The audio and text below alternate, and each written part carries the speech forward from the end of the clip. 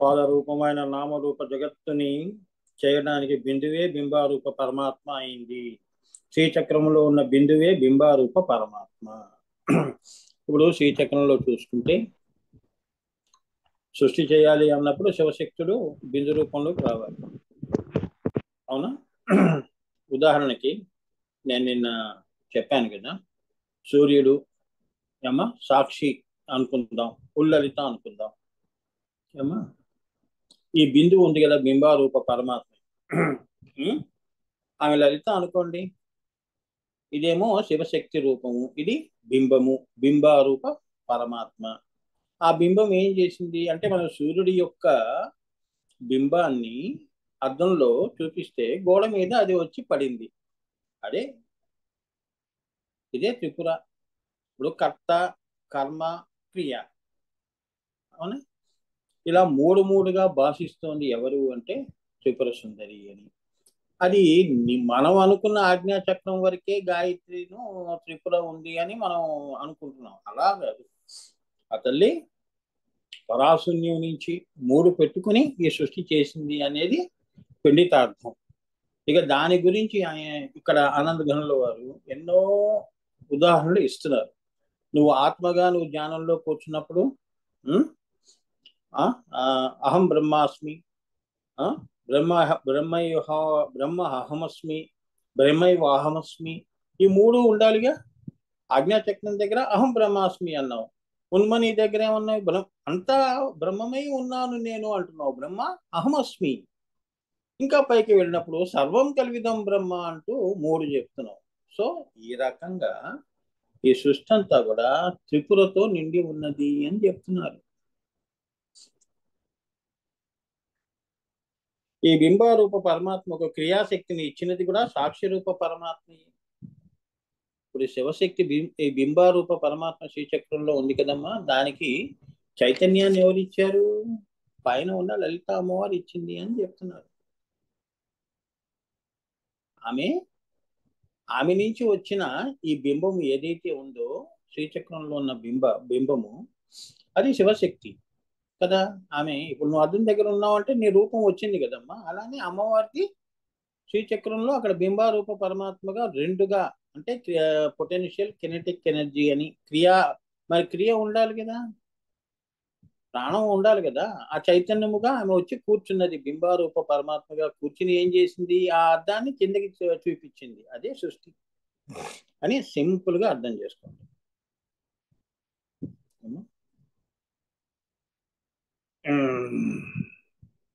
అంటే తటస్థమైన ఈశ్వరునికి కూడా ప్రత్యావిఘ్నము తానే అయి, అంటే ఈశ్వర చైతన్యము తానే అయి తాను మాత్రము తటస్థముగా స్టాటిక్ గా ఎనర్జీగా ఉన్నట్టు కనిపిస్తూ, పొటెన్షియల్ గా ఎనర్జీగా ఉంటూ, కినెటిక్ ఎనర్జీగా తానే అయి తటస్థమునకు ఇంత కథని అంటగట్టిన ఆ శక్తి పొటెన్షియల్ కినెటిక్ ఎనర్జీ కంటే గొప్పదే కదా. మరి లలిత అమ్మవారు, ఇప్పుడు సూర్యుడు ఉన్నాడు, సూర్యుడు ఏమా అద్దం ఉంది, అద్దంలో ఆయన ప్రతిబింబము, ఈ ప్రతిబింబము గోడ మీద పడింది. ఆయన ఏమి తటస్థంగానే ఉన్నాడు, ఆయన ఏం కదలట్లేదు. ఇప్పుడు సరస్సు ఉంది, సరస్సులో సూర్యుడి యొక్క ప్రతిబింబం పడింది. ఆ నీళ్లు కదులుతున్నప్పుడు సూర్యుడు కూడా ముక్కలు ముక్కలు అయిపోతున్నట్టు, సూర్యుడు కూడా కదులుతున్నట్టు మనం గమనిస్తూ ఉంటాం కదా. అంటే ఏంటి? ఆయన తటస్థంగానే ఉన్నాడు పైన, ఆయన ఏం కదలట్లేదు. కానీ ఇంత కథ నడుపుతున్నాడు సృష్టి అంతా, ఆ లలిత అమ్మవారు నడుపుతోంది ఈ కథ అంతా అని చెప్తున్నారు ఇక్కడ సింపుల్ గా. ఇంకా మళ్ళీ లోపలికి వెళ్ళకూడదు. ఇది మీరు ధ్యానం చేయండి. అర్థమైందా? మహాత్రిపుర సుందరి ఉపాసన అంటే సామాన్యమైన విషయం కాదు. ముందు త్రిపుటిలో ఉంటూ అమ్మవారి పరతత్వాన్ని అర్థం చేసుకోవడం కష్టం. సో తత్వాన్ని నువ్వు దాటితేనే గాని అమ్మవారి యొక్క మహాత్రిపుర సుందరి స్వరూపం నువ్వు అనుభూతి రాదు అని చెప్తున్నారు. ఆజ్ఞ దాటితేనే కదా దేవుడు జీవుడు అనేది తెలిసేది. జీవుడిలో ఉంటూ, మనసులో ఉంటూ దేవుడి గురించి మనం ఏం ఆలోచన చేస్తాం చెప్పు? అనుభూతి ఏమొస్తుందమ్మా? మనసులో భక్తి ఉంది కానీ అనుభూతి రావాలి కదా, అది చెప్తున్నాడు. సాక్షి రూప పరమాత్మ అనే అనంత కేంద్రమైన త్రిపాద్ విభూతి మహానారాయణ స్వరూపము కూడా త్రిపురయే. అంటే ఈ లలితయే ఉల్లలిత. ఈ లలితయే ఉల్లలిత ఏమ్మా. సో ఆమె ఏమిటి? త్రిబాట్ విభూతి మహానారాయణ. ఈ సృష్టి అంతా కూడా మనం రూపాయిలో పావులా సృష్టి చేసింది. 75% అంతా కూడా పైన అలా అట్టి పెట్టేసింది. అది సృష్టి చేయలేదు అమ్మవారు. అది త్రిబాద్ అన్నాడు. అంటే 3 వంతులు పైనే ఉండి ఒకే వంతు సృష్టిగా కిందకి వచ్చింది అని చెప్తున్నారు. త్రిబాద్ విభూతి ఊర్ధ్వం దివి అని ఒక శ్లోకం ఉంది వేదంలో.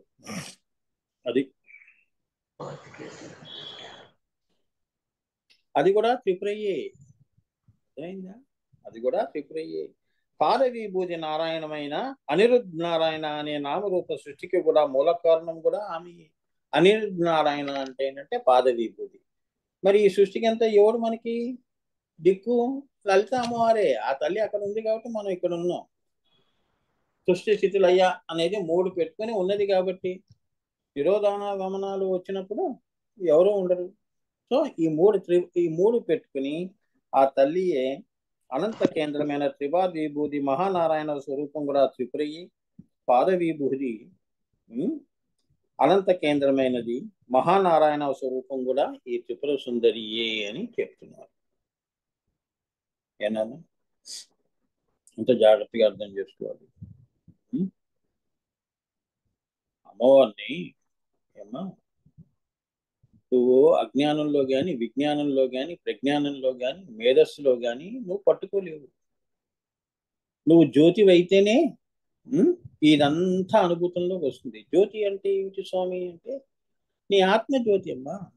అమ్మవారు చతుర్యాగ క్రమరాజ్య కదా. అవునా? బహిర్యాగము అంతర్యాగము, గురువు ఇచ్చిన మంత్రం పండించుకోవటం, ఆ మంత్రం మళ్ళీ నీకు జ్యోతిగా దర్శనం ఇవ్వటం, ఆత్మ దగ్గరికి రావటం, రహుయాగం చేసి అక్కడి నుంచి ఆజ్ఞాచక్రం దగ్గరికి వెళ్తేనే కానీ నీకు ఇవన్నీ కూడా జ్ఞానంగానే మిగిలిపోతుంది. కానీ అనుభూతుల్లో నువ్వు వెళ్ళలేవు. నీకు అనుభూతి అనేది తెలియదు. అందుకే నీకేంటంటే మనకి అంటే నీకు అంటే నువ్వు అని గారు ఏకవచనం అంటే ఏంటంటే అందరూ అని, ఈ సృష్టి అంతా అని. అందుకే ఎవరికి కూడా దేవుడు, అందుకే నాకు దేవుడు కనిపించాడు స్వామి అని అంటుంటావు స్వప్నంలో. మరి కనిపించిన వాడు ఎప్పుడు శాశ్వతంగా ఉండాలి కదమ్మా. ఎందుకు మళ్ళీ మాయమైపోతున్నాడు చెప్పు స్వప్నంలో? సో ఆజ్ఞాచక్రం దగ్గర నీకు మహావాక్యం అహం బ్రహ్మాస్మి బ్రహ్మైవాహమస్మి బ్రహ్మ అహం అస్మి బ్రహ్మైవాహమస్మి.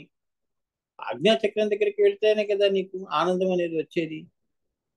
ఈ జాగ్రత్త స్వప్నంలో ఏదో గుడికి వెళ్ళావు, ఆ దేవుడిని కల్లో కనిపించాడు, నాకు దర్శనం అయింది అంటున్నావు. మరి దర్శనం అయినప్పుడు అది నీకు శాశ్వతంగా ఉండాలి కదా.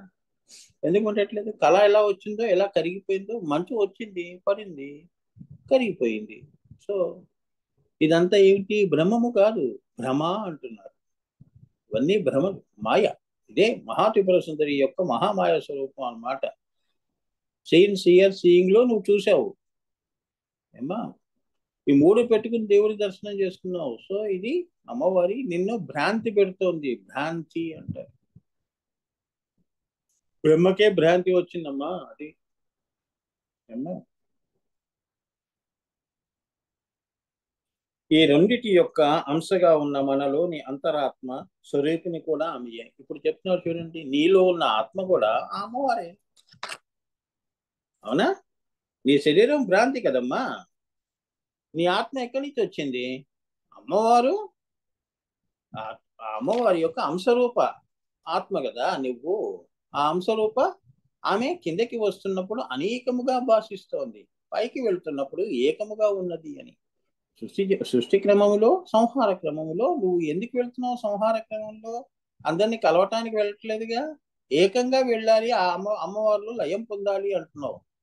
సో ఏకము కిందకి వస్తున్నప్పుడు, అమ్మవారు సృష్టి చేస్తున్నప్పుడు ఆమె అనేకముగా నీలో కూడా ఆత్మగా ఆమె కారణము, అంతరాత్మ స్వరూపిణి కూడా ఆమెయే అంటున్నారు. ఈ అంతరాత్మ కూడా స్వరూపం ఎవరు అంటే అమ్మవారి. ఆ అమ్మవారు పైన ఉన్న బిందువులో ఉన్న ఆ యొక్క శివశక్తో యుక్తో యది భవతి అని చెప్పారు కదా. ఆ బిందువు యొక్క రూపము నువ్వు, అంశ రూపము నువ్వు. నీకు పిల్లలు ఉన్నారు అనుకో, వాళ్ళు మా అంశ అండి అంటావు. నేనే వాడు, వాడే నేను అనుగా అంశ. అలా నువ్వు ఒక అంశవి. నీలా 84 లక్షల కోట్ల జీవరాశులు ఉన్నాయి. అన్నిట్లో కూడా ఆమె అంశ రూపంగా అనేకముగా భాషిస్తోంది. అంతరాత్మ కూడా తానే అయి ఉన్నది.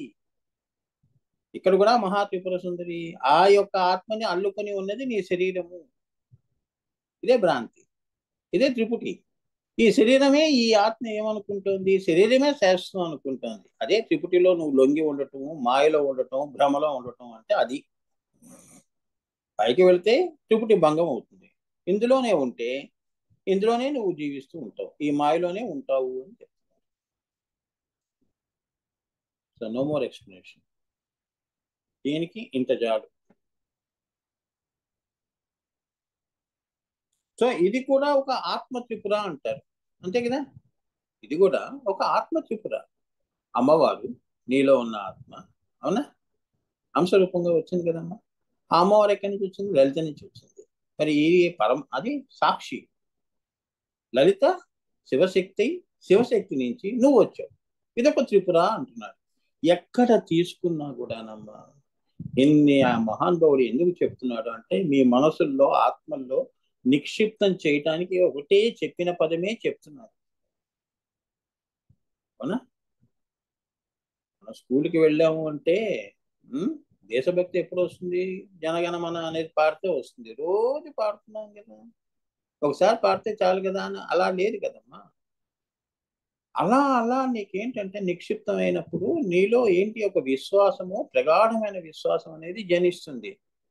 లేకపోతే నీ మా ఎవరు వినరు, నువ్వే వినవు, నీ మాట నువ్వే వినవు, నీ పిల్లలు ఏమి వింటారు. నీకే లేని డిసిప్లిన్ పిల్లల నుంచి రావాలంటే ఎలా వస్తుంది, రాదు. సో ఇది కూడా ఒక ఆత్మ త్రిపురయే ఆమె.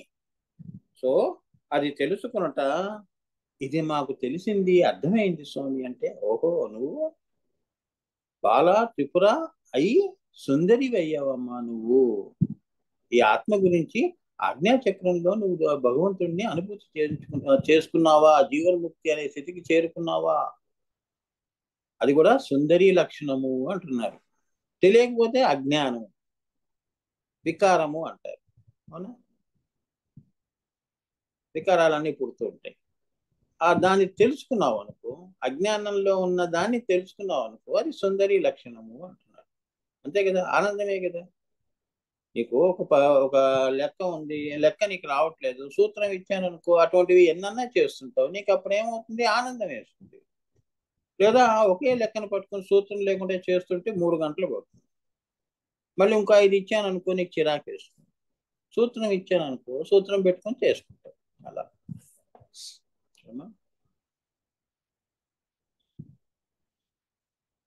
సో ఆమె యొక్క సుందరీ తత్వాన్ని తెలుసుకుంటాము. ఇది నువ్వు ఆ రకంగా సుందరి అంటే ఏంటో తెలుస్తుంది, కానీ మాటల్లోనూ చేతల్లోనూ తర్కంలోనూ హేతువాదంలోనూ ఇవి తెలియవు అంటున్నారు. ఆ సుందరి లక్షణం అది అనుభూతి చేసుకున్నది, కానీ అనుభూతిని చేసుకోవటం, అంతేగాని అది తెలుసుకునే వస్తువు కాదు.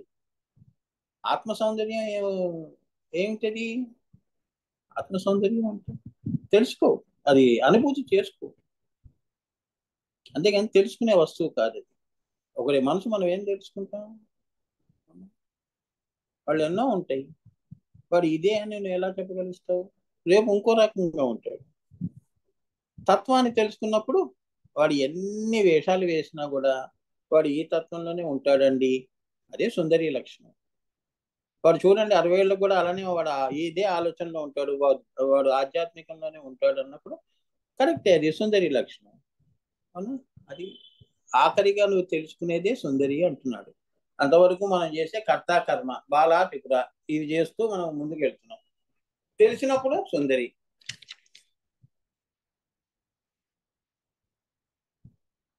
దీనిలోని రహస్యం ఏముంటే ఈ మొత్తము భావించగలిగే బ్రహ్మాండ అతీతము అంతా కూడా ఆమె యొక్క గర్భములోనే ఉన్నది. ఇదంతా కూడా వేరుగా ఏమీ లేదు అంటున్నారు. నీ బిడ్డ నీ కడుపులో ఎలా ఉన్నారో, తల్లి కడుపులో బిడ్డ ఎలా ఉందో అలానే ఈ సృష్టి అంతా కూడా. అందుకే అమ్మవారు స్వర్ణ గర్భ అన్నారు. ఈ అంత కాస్మోస్ అంతా ఎట్లా ఉందమ్మా? సూర్యుడు, చంద్రుడు వీళ్ళందరూ ఎక్కడున్నారు? అమ్మవారి యొక్క గర్భము. నువ్వు కూడా నువ్వేం వేరుగా ఏం లేవు అమ్మా. కళ్ళు తెరిచి చూస్తున్నావు అంటే అదంతా అమ్మవారి యొక్క గర్భము. విశ్వగర్భ అన్నారు కదమ్మా. సో ఈ సృష్టి అంతా కూడా ఈ బ్రహ్మాండమే కాకుండా కూడా బ్రహ్మాండాతీతము అన్నాడు. అంటే ఏంటి? ఈ 14 లోకాలు పైన దాటినప్పుడు అవ్యక్త ఆకాశ, ఆ పైన ఆకాశాలు ఉన్నాయి కదమ్మా. ఏమ్మా? పైన ఆకాశాలు, పరాశూన్యము, అవ్యక్త ఆకాశము, మహదాకాశము, ఏమ్మా, తన్మాత్రాకాశము, భూతాకాశము, అక్కడి నుంచి నువ్వు ఇన్ని ఆకాశాలు దాటితేనే నీకు అవన్నీ పైన ఏమున్నాయో నీలో అవి అవి ఉన్నాయి అని చెప్తున్నారు. సో మనందరం ఎక్కడ ఉన్నాము అంటే ఈ బ్రహ్మాండంలోనే ఉన్నాం. ఈ బ్రహ్మాండం ఏమిటి అంటే అమ్మవారి శ్రీచక్రంలో ఉన్న గర్భము. ఇంకా ఇంకా బ్రహ్మాండానికి అతీతంగా వెళుతుంటే బిందువు, ఇంకా పైకి వెళితే పరాశూన్యము, అదే నిర్వికల్ప సమాధి అని చెప్తున్నారు.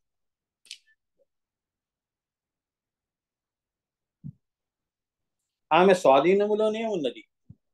ఎవరు ఈ సృష్టిని నడిపే శక్తి లేదు ఎవరికి కూడా, అమ్మవారికి. అవునా? నువ్వు చెప్తే సూర్యుడు వస్తాడో చెప్పు, ఫోన్ చేసి చెప్పు, రేపు రమ్మని. రాడుగా. అమ్మవారు ఆగి ఉండాలి. ప్రతిదీ కూడా సూర్య చంద్రులు కానీ, తారాకోటి కానీ, ఈ శ్వాసలు కూడా నువ్వు శాసిస్తున్నామే, మనం శాసిస్తున్నామే. ఆ తల్లి కృప ఉంటే మరుక్షణం శాసిస్తావు, లేదు అంటే అది ఆగిపోతుంది. అంతా కూడా ఆమె ఆధీనంలో ఉన్నది అని. అందుకే ఈశ్వరేచ్ఛ అంటారు పెద్దలు. మాట ఎందుకంటారు? నువ్వు నేను అనుకుంటే అయిపోయిందారా, అది నుదుటి మీద రాసి ఉండాలి అంటారు. అర్థమైందా? మనం మామూలు వాడుక భాషలోనే ఎన్నో పదాలు శ్రీ విద్యకు సంబంధించినవే ఉన్నాయి. కానీ దాని అంతరార్థాలు మనం తెలుసుకునే ప్రయత్నం, అది సుందరి లక్షణాన్ని తెలుసుకునే ప్రయత్నం మనం చెయ్యం కాబట్టి అది కేవలం కర్త కర్మ దగ్గర ఆగిపోతుంది. అదే పదం మళ్ళీ కొడుకుకి చెప్తాం, ఆ కొడుకు వెళ్ళి ఆ కొడుకుకి చెప్తాడు. సుందరి లక్షణం ఏముంది అందులో? పరతత్వం చెప్పలేదు.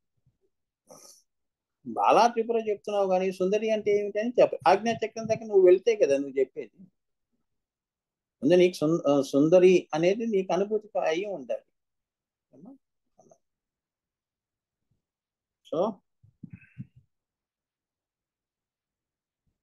ఈ సృష్టికి ఈశిత్వము, వశిత్వము కలిగినటువంటి అభావములకు కూడా అతీతమైన శక్తి ఆమె. ఈ సృష్టికి ఈశిత్వము, వశిత్వము,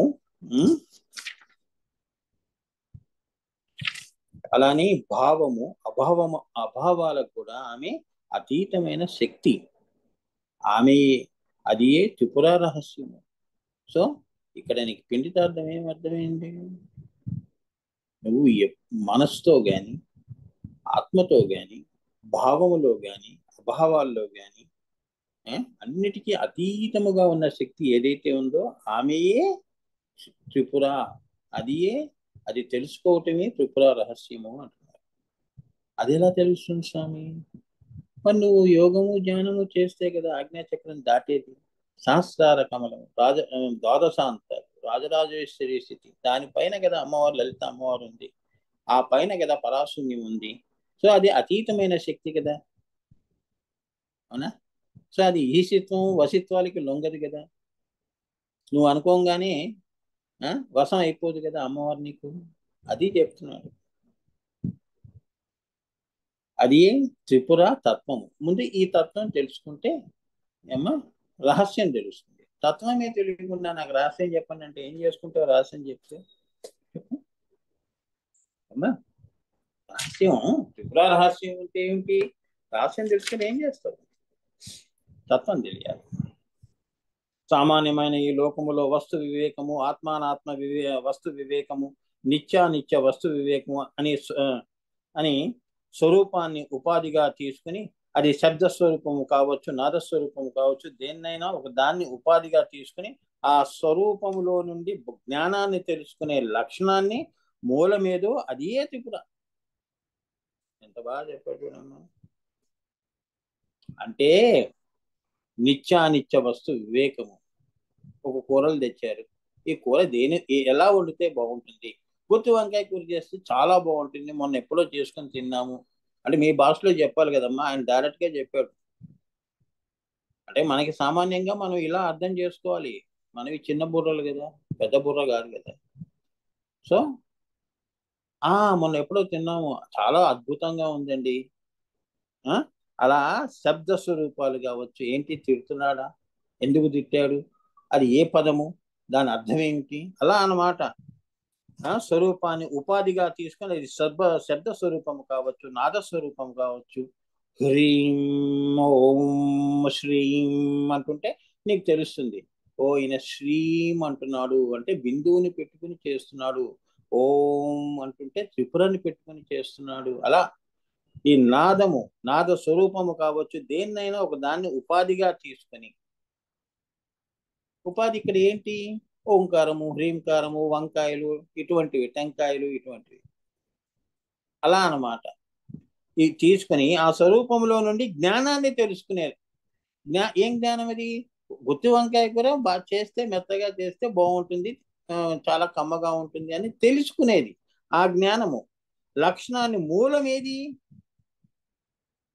ఇలా నువ్వు ఒకప్పుడు నీకు అనుభూతిలో నువ్వు తిన్నావు కాబట్టి ఆ అనుభూతి అది ఎలా వచ్చింది, అది త్రిపుర, అది ఏ త్రిపుర. అది పెట్టుకొని, ఆ అమ్మవారిని పెట్టుకొని నువ్వు ఉపాధిగా పెట్టుకొని నువ్వు అన్ని చెప్తున్నావు, అన్ని పనులు చేస్తున్నావు అని. ఈ మూడిటి యొక్క సమాహార స్వరూపమే అమ్మవారు అని. అప్పుడే నీకు గుత్తి వంకాయ కూర తిన్న తర్వాత అబ్బా ఎంత అద్భుతంగా ఉంది అంటావు. అది లేకపోతే నీకేమైపోతుంది, సుందరి లక్షణం అదే త్రిపుర. ఆమె సమాహారంగా నీ నోటి నుంచి ఏమనిపించింది, అద్భుతము అనే పదాన్ని నీకు తీసుకొచ్చి చూపించింది, అదే సుందరి. అంతకుముందు బాగుంటుందండి, ఇలా చేయొచ్చండి, అలా చేయొచ్చండి అని తర్క వితర్కాలు చేశాడు. ఏమ్మా, ఇదంతా అనుభూతులన్నీ సమాహార స్వరూపంగా నీ జీవితంలో ఇప్పటి వరకు నువ్వు త్రిపుర అమ్మవారి యొక్క కృపా కటాక్షాలతోనే ఇన్ని పనులు నువ్వు చేయగలిచావు. ఆ తల్లి గనక ఆ కృప లేకపోతే నువ్వు ఇన్ని పనులు చేయలేవు అని, నీ జీవితం సాఫీగా వెళ్ళదు అని. అదే సుందరి లక్షణము, అదే త్రిపుర సుందరి తత్వము, అదే త్రిపుర రహస్యం. జీవిత రహస్యం తెలుసుకోవాలి అంటే ఈ త్రిపుర రహస్యం తెలుసుకోవాలి, లేదు అంటే జీవితం అగమ్య గోచరంలా కనిపిస్తుంది. ఎందుకు పుట్టావో తెలియదు, ఎందుకు పోతున్నావో తెలియదు. సో ఆ లక్షణము మూలం ఏదో అది ఏ త్రిపుర. అయితే ముముక్షువులైన వారు ఈ తల్లిని త్రిపుర తత్వముగా సుందరిగా పూజ చేస్తారు. ముముక్షువులు అంటే ఏమంటే ముక్తి కోసము, మామూలుగా భక్తులు. ముముక్షువులు ఈ తల్లిని త్రిపుర తత్వముగా సుందరిగా పూజ చేస్తారు. మిగిలిన వారు అమ్మవారి యొక్క త్రిశక్తి స్వరూపాన్ని వేరువేరుగా పూజ చేస్తారు. ముముక్షువులు అంటే ఏంటంటే ముక్తిని పొందేవాళ్ళు, ముక్తి కోసం తప్పించేవాళ్ళు. ఎలా చూస్తారు, ఇప్పుడు మనందరం తత్వాన్ని చూస్తున్నాం, త్రిపుర తత్వాన్ని సుందరిగా పూజ చేయాలండి, ఆజ్ఞాచక్రం దగ్గర మనకి అనుభూతి కావాలి అని నువ్వు అనుకుంటున్నావు కదా, అది ముముక్షువులు. మనం అది పెట్టుకుంటాం. మిగతా సామాన్య జనులు ఏంటంటే అమ్మవారిని ఎలా పూజ చేస్తారు, మిగిలిన వారు అమ్మవారి యొక్క త్రిశక్తి స్వరూపాన్ని వేరువేరుగా పూజ చేస్తారు. అమ్మవారికి 3 తలలు ఉన్నాయి, బాలా త్రిపుర సుందరి అని చెప్పేసేసి, పైన మహా త్రిపుర సుందరి లేదని చెప్పి, అంటే అంతవరకే వాళ్ళ దృష్టి. ఏమైందమ్మా, పైన చేయరని కాదు. గుడికి వెళ్ళామా వెంకటేశ్వర స్వామి అంటే వెంకటేశ్వర స్వామి, ఇంకేం లేదు, ఆయన తత్వం ఏంటి, ఆ పైన పైన ఆయన ఏమిటి అనేది మనం పట్టించుకోం. సామాన్య జనులు అంతే కదమ్మా, గుడికి వెళ్తారు, కొబ్బరికాయ కొడతారు, ఇంటికి వస్తారు, వేరుగా చూస్తుంటారు. ఈ వెంకటేశ్వర స్వామి వేరు, ఆ వెంకటేశ్వర స్వామి వేరు, అలా వేరువేరుగా పూజ చేస్తారు. సర్వజ్ఞత తెలుసుకోవాలంటే ఈ త్రిపుర సుందరిత్వాన్ని ఎరిగిన వారు కావాలి. సర్వజ్ఞత ఎప్పుడు వస్తుంది, అసలు వెంకటేశ్వర స్వామి యొక్క ఇది తత్వం ఏమిటి అది తెలుసుకుంటే ఆయన సాక్షాత్ శ్రీమన్నారాయణుడి యొక్క రూపము అన్నది తత్వం నీకు తెలియాలి. ఆ సర్వజ్ఞత తెలుసుకోవాలంటే నీకు ఈ త్రిపుర సుందరి యొక్క తత్వాన్ని ఎరిగిన వారము కావాలి. ఇది నీకు లేకపోయిందనుకో, నువ్వు దేవుళ్ళ వరకు ఎందుకు, నీ పక్కవాడు ఏంటో అనేది కూడా నీకు తెలియదు. అందుకే మోసపోతూ ఉంటావు, అందరి చేతుల్లో మోసపోతూ ఉంటావు. ఎందుకంటే త్రిపుర తత్వం తెలియదుగా. ఈ పని చేస్తే ఏమిటి, సుందరి లక్షణం ఎలా ఉంటుంది, అది మనం ఆలోచన చెయ్యం. ముందు దుంకేయటమే, వాడు దుంకాడు, గొర్రెలం కదా, ఒక గొర్రె పడింది అనుకో, ఇంకో గొర్రె ఎందుకు ఎందుకు దుంకాలి నేను అనేది ఆలోచన చేయదు, అంతే కదా. వాళ్ళు కూడా అంతే కదా, ఇప్పుడు ఎలక్షన్స్ జరిగాయి కదా, ఇదేగా పరిస్థితి. తర్కం చేసుకోవాలి వాళ్ళు. ఎవరి చేతిలో ఈ దేశాన్ని పెట్టాలి అనేది ఆలోచన చేయరు అమ్మా. చాలా మంది డబ్బుకి ఆశపడి అమ్మా దొంగల పాలు చేస్తారు. అట్లా అన్నమాట చెప్తున్నాడు. తెలుసుకోవాలి. అందుకే నీకు త్రిపుర తత్వం తెలుసుకొని తీరాలి నువ్వు. అందుకే మనకి చిన్నపిల్లలకి గాయత్రి ఇస్తారు. గాయత్రి ఉపాసన ఎందుకు చేస్తారు చెప్పు? గాయత్రి ఉపాసన చేయాలి. మరి నువ్వు చేయకపోతే ఎలా? నీకు చదువు రావాలన్నా సరస్వతి దగ్గరికే వెళ్ళాలి. అవునా? అజ్ఞానం నుంచి విజ్ఞానంలోకి రావాలంటే విజ్ఞానంలో నుంచి ప్రజ్ఞానంలోకి రావాలి. ప్రజ్ఞానంలో నుంచి నేను మేధస్సులోకి వెళ్ళాలి. అక్కడి నుంచి నేను జ్యోతికి అమ్మవారి దగ్గరికి వెళ్ళాలి. మరి ఎంత తతంగం పెట్టుకొని నువ్వు ఒకటే చోట ఆగిపోతే ఎలా తత్వం తెలియకుండా? చాలా జాగ్రత్తగా వెళ్ళాలి కదా ఇవన్నీ తెలుసుకొని.